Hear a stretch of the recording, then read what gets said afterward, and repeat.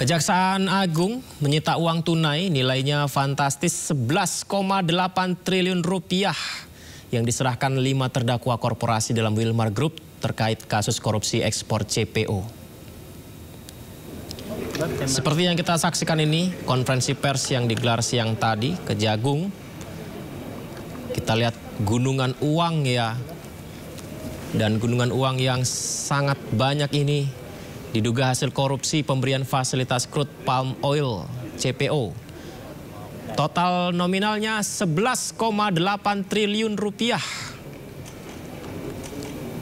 Sampai menumpuk-numpuk gunungan uang yang diperlihatkan dalam konferensi pers Kejagung seperti yang kita saksikan ini, pemirsa.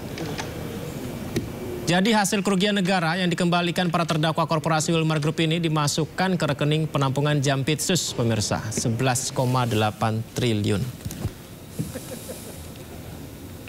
Yang ada di hadapan kita merupakan bentuk pengembalian kerugian keuangan negara yang dilakukan dalam tahap penuntutan, ya.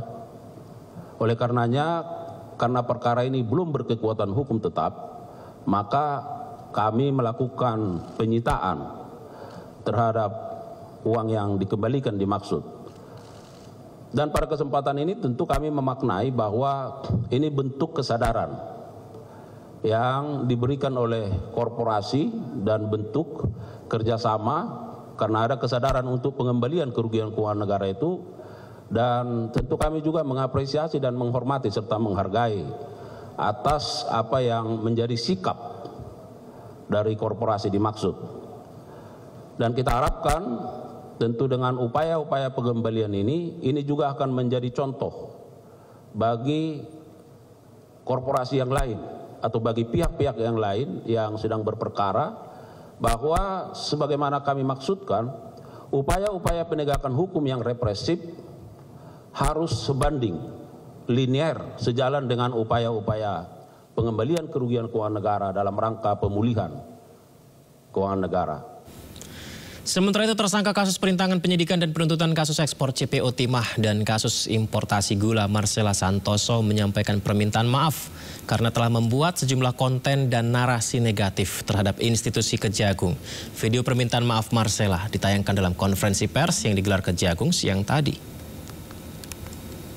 Dari hati saya yang paling dalam terkait dengan perkara pasal 21, kasus Timah, kasus CPO, dan kasus gula, bahwa saya menyadari di dalam proses penanganan perkara ini terdapat postingan yang sebenarnya sama sekali tidak terkait dengan perkara yang ditangani.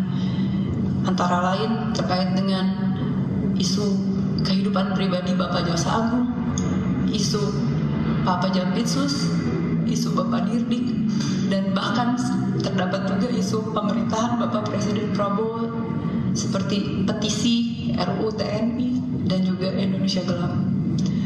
Bahwa saya sangat menyesali dan sangat menyadari bahwa apapun dan bagaimanapun ceritanya, baik itu kelalaian saya tidak mengecek ulang isi konten, ataupun kelalaian dan luputnya saya mengecek dan meneliti kembali dan fokus terhadap apa yang disampaikan, saya menyadari bahwa konten-konten tersebut memberikan rasa sakit bagi pihak-pihak yang terkait dan terdampak.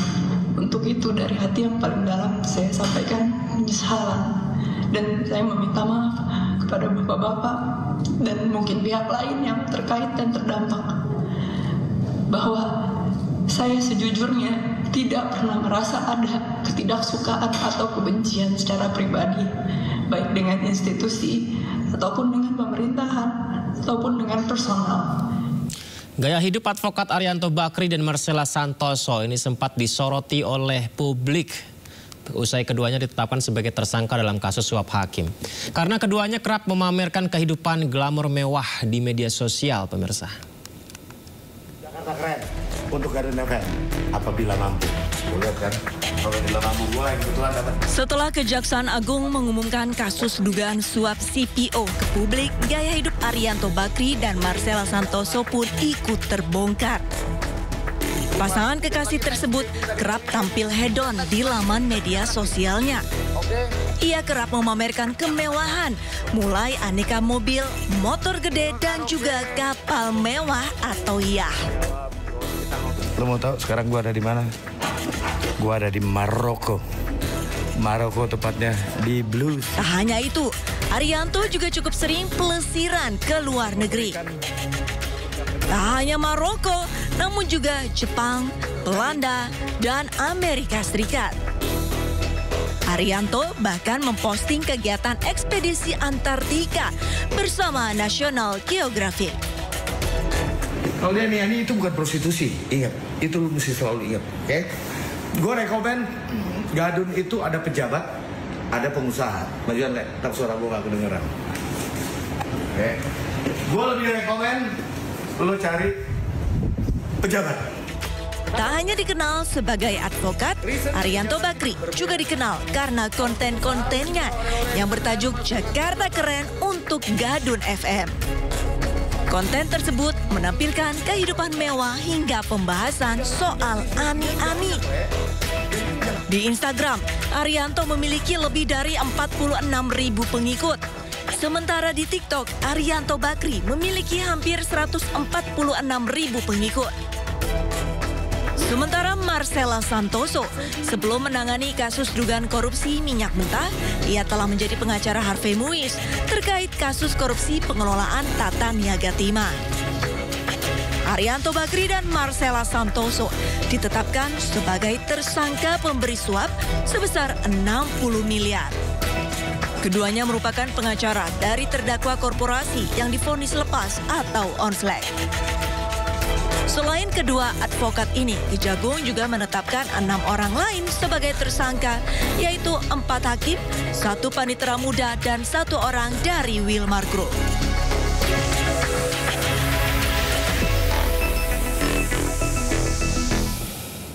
Delapan tersangka telah ditetapkan dalam kasus dugaan suap vonis lepas terdakwa korupsi ekspor CPO.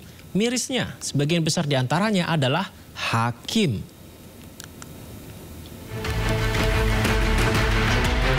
Kejaksaan Agung telah menetapkan 8 tersangka dalam perkara kasus korupsi dugaan suap terkait vonis lepas terdakwa korporasi kasus korupsi ekspor minyak sawit mentah atau CPO. Berikut peran ke-8 tersangka. Muhammad Arif Nurianta yang merupakan Ketua Pengadilan Negeri Jakarta Selatan diduga menerima suap 60 miliar rupiah dalam kasus ini. 3 hakim Pengadilan Negeri Jakarta Pusat lainnya, yakni Agam Syaif Baharudin, Ali Muhtarom, dan Ju Yamto, diduga menerima bagian dari suap Arif dan mengondisikan agar PT Wilmar Group divonis lepas. 2 pihak lainnya melakukan perannya sebagai perantara suap, yakni Panitera Muda Perdata Jakarta Utara Wahyu Gunawan dan Social Security Legal PT Wilmar Muhammad Syafi'i. 2 orang lainnya yakni 2 orang advokat Marcella Santoso dan Arianto Bakri yang berperan sebagai pemberi suap.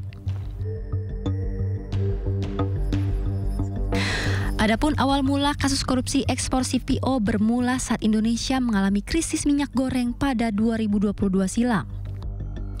Kemudian, April 2022, Presiden ke-7 Republik Indonesia Joko Widodo mengeluarkan larangan ekspor minyak sawit mentah atau CPO bagi perusahaan yang belum memenuhi Domestic Market Obligation atau DMO atau wajib menjual ke pasar domestik sebesar 20%. Namun Permata Hijau Group, Wilmar Group, dan Musimas Group telah mengekspor CPO meski belum memenuhi DMO 20%. Pemberian fasilitas ekspor kepada 3 korporasi ini lalu diadili di Pengadilan Tipikor pada Pengadilan Negeri Jakarta Pusat. Jaksa penuntut umum lalu menuntut pidana ganti rugi pada 3 korporasi tersebut. Pada 19 Maret 2024, Majelis Hakim menjatuhkan vonis lepas terhadap ketiga korporasi.